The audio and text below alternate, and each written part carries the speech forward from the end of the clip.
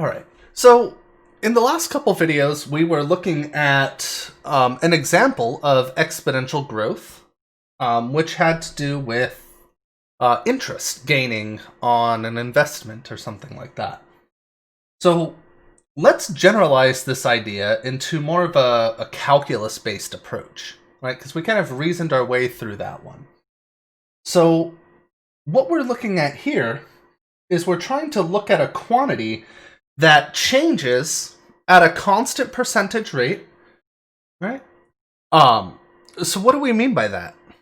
This might be something that says like, oh, every year the population grows by 7% or something like that, right?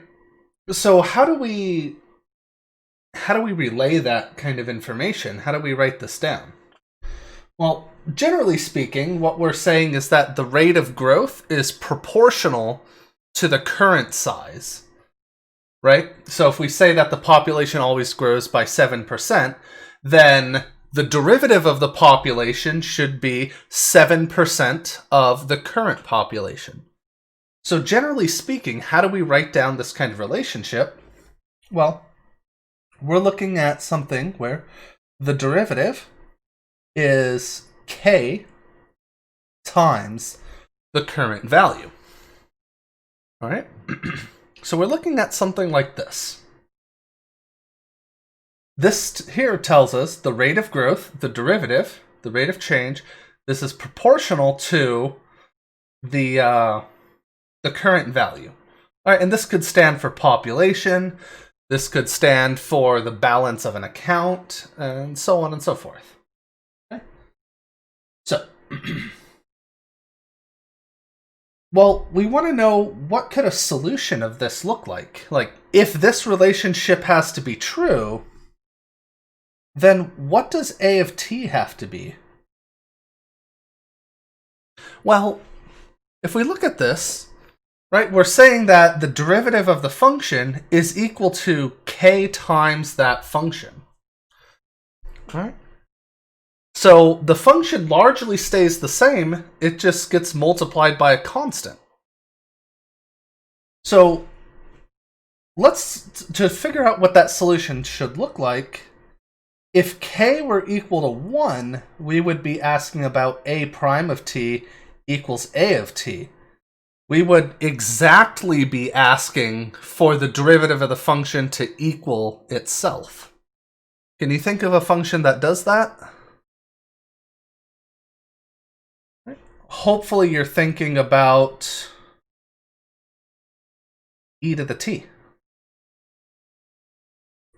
Right? Because the derivative of e to the t is e to the t. Now, we can actually expand upon this a little bit, because any constant that I put in front of this, so if I had 5e to the t, for example, then the derivative would be 5e to the t.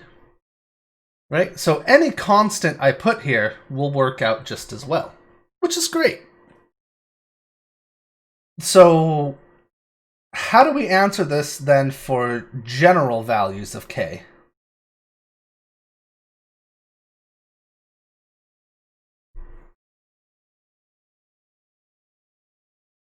Well, if you think about it,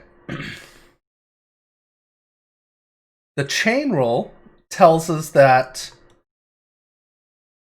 so here, it's a function that needs to look pretty similar to this.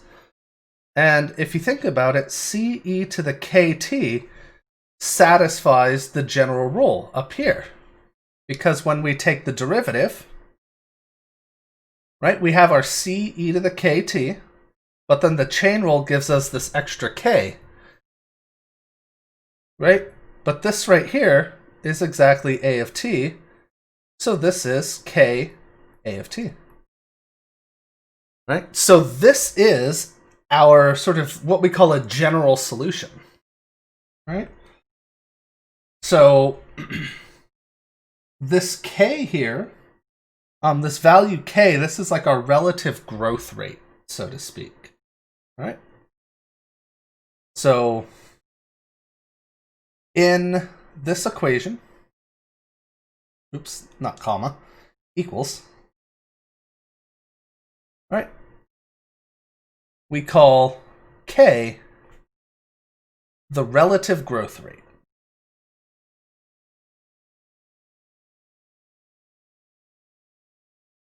Right? And again, because this is sort of saying like, relative to the current size of the population, we grow by this percentage. Okay? So, let's look at an example of this in the next video.